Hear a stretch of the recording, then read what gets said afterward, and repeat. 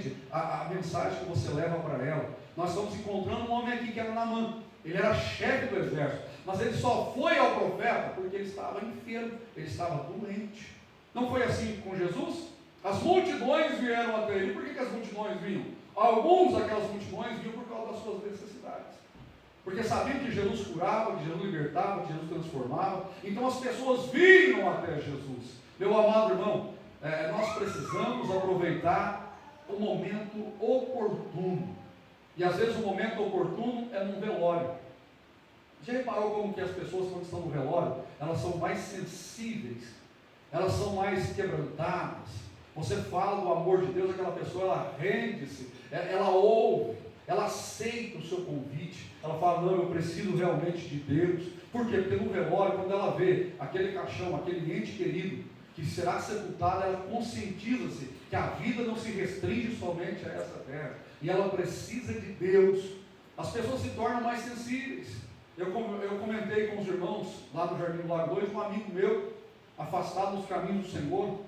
Quando veio a pandemia, ele pegou aquele vírus, foi parar no hospital, e na sala que ele estava, no quarto que ele estava, com mal a respiração, ele disse que entravam pessoas com dificuldade para respirar e saíam aquelas pessoas mortas. E aquilo foi dando cada vez mais um sentimento ruim para ele, uma opressão. Ele estava afastado dos caminhos do Senhor. Quando deu um determinado hora, trouxeram um crente da Assembleia de Deus. Ele disse que ele era crente da Assembleia de Deus porque estava cantando da harpa. Aquele homem entrou no quarto com uma má respiração, tinha uma dificuldade terrível para respirar. E ele também, porque ele estava infectado com o vírus.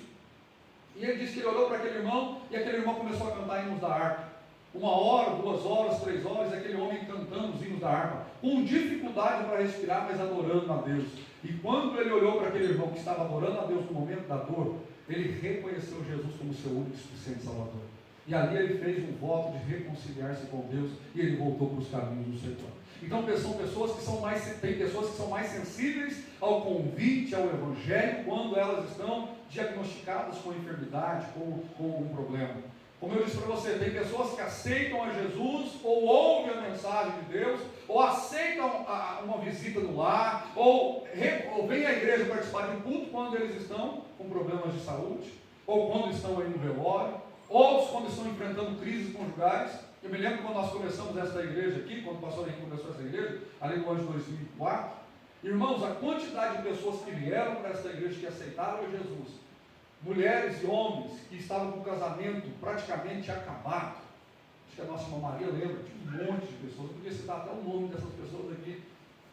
Eles estavam amaziados, estavam se separando, se divorciando. O pastor Henrique, a missionária dele, entrou lá pregando a palavra, orando, expulsando demônios, abençoando vidas. E aqueles lares que praticamente estavam destruídos reconciliaram, voltaram novamente, aleluia, a paz. Eu me lembro quando em 2005, 2006, essa igreja realizou, se não me engano, de 6 a 10 casamentos. Por quê? Aquelas pessoas vinham para a igreja amaziados, vinham para a igreja porque eles estavam ajuntados, vinham para a igreja as mulheres para orar pelos seus casamentos, porque os maridos estavam às vezes nos bares, os maridos às vezes saíam, ficavam um dia sem voltar para casa, e elas precisavam que Deus restaurasse o seu casamento. E chegava aqui, nós orávamos por elas, fazíamos campanha nas casas delas, e Deus restaurava o casamento e elas permaneciam na casa do Senhor. Então são pessoas que são mais sensíveis na dor.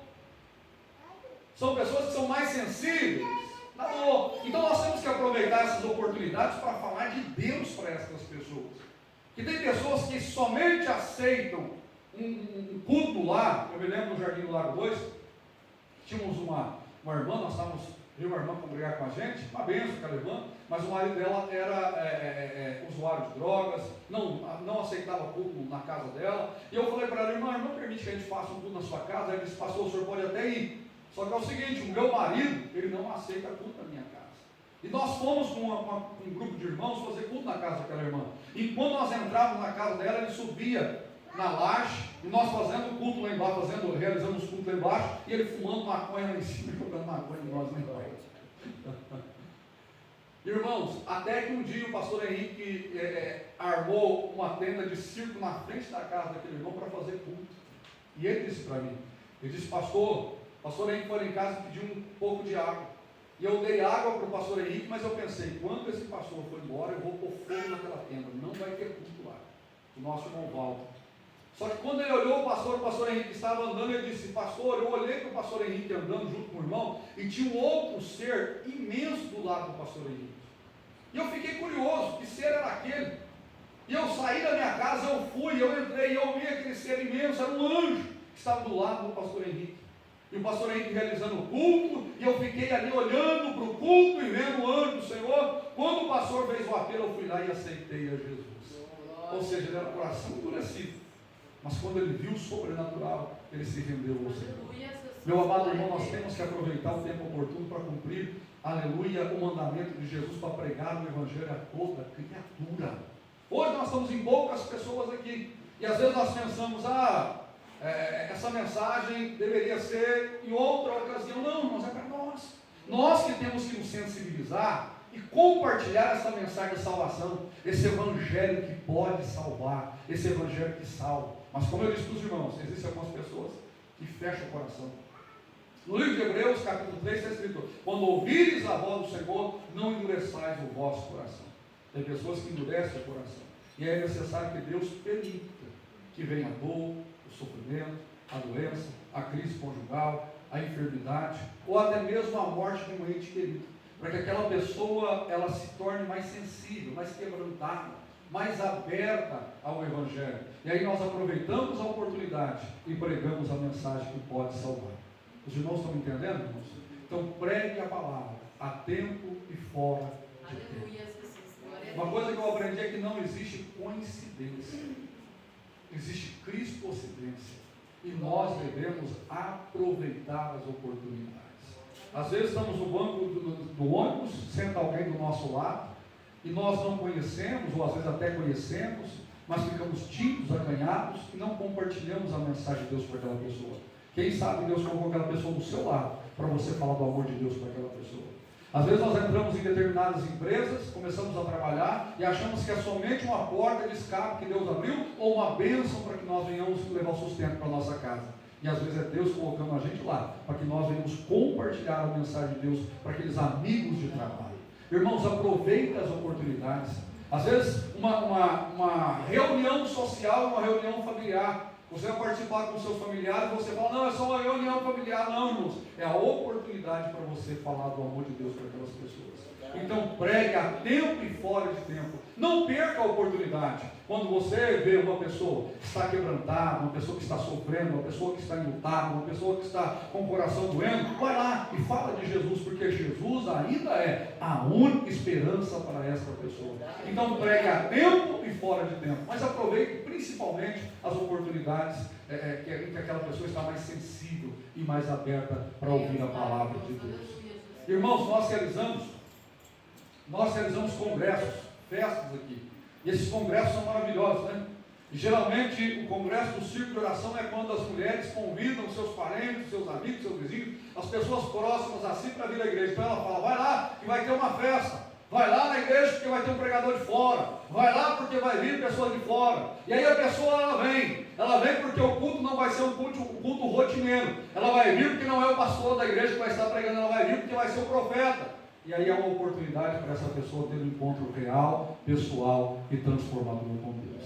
Então aproveite as oportunidades, seja a oportunidade de um congresso, de uma festividade, seja a oportunidade onde a pessoa está mais sensível, mais quebrantada, ou seja a oportunidade às vezes no trabalho, na sua casa. Mas fale de Jesus, porque o mandamento é este: pregue o Evangelho a toda criatura. Deus coloca pessoas do seu lado para você compartilhar a mensagem de Deus. Use tudo que você tem, todas as ferramentas que você possui, para compartilhar a mensagem de Deus. Irmãos, quero finalizar essa palavra, mas eu quero conscientizar você, antes de finalizar essa palavra, sobre as portas e oportunidades que nós temos para pregar o Evangelho.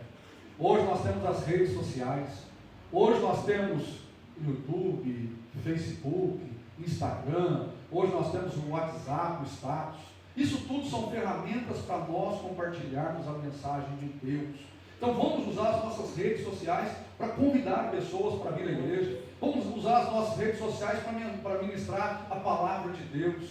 Eu me lembro que quando eu comecei a pregar, quando eu vim para a igreja, eu tinha muita timidez, eu tinha muita vergonha de abordar determinadas pessoas. Então, a igreja que eu congregava abriu um programa no rádio, lá em Minas. E o horário do rádio, da nossa programação no rádio, era das 10 às 11 da noite. E eu tinha vergonha, timidez de parar as pessoas nas ruas, ou de falar de Jesus para os meus amigos. Então, o que eu fazia? Eu aproveitava aquela oportunidade no rádio, onde as pessoas não estavam me vendo, para falar do amor de Deus, para pregar a palavra de Jesus. Irmãos, e lá no rádio, eu me lembro que só estava eu e às vezes o irmão que fazia a sonoplastia, né? A sonoplastia, fala isso mesmo, né? Sonoplasta, né? O camarada estava lá mexendo no som, só eu e ele lá, e eu falava com tanta veemência, falando de Deus. Às vezes estávamos cansados, mas eu aproveitava a oportunidade para evangelizar. Irmãos, use as ferramentas que você tem, use as redes sociais para falar de Deus, use as reuniões sociais para falar de Deus. Nós precisamos pregar o Evangelho a tempo e fora de tempo. Use as oportunidades. É culto de quinta-feira, é culto onde Deus vai falar com o pecador. É culto de sábado, domingo, é culto onde Deus vai operar coisas grandes e firmes. Irmãos, aproveite a oportunidade e obedeça o mandamento de Jesus. Pregue o Evangelho a tempo e fora de tempo. Amém? Se coloque de pé neste momento. Eu quero orar com você nesse instante. Glória a Deus. E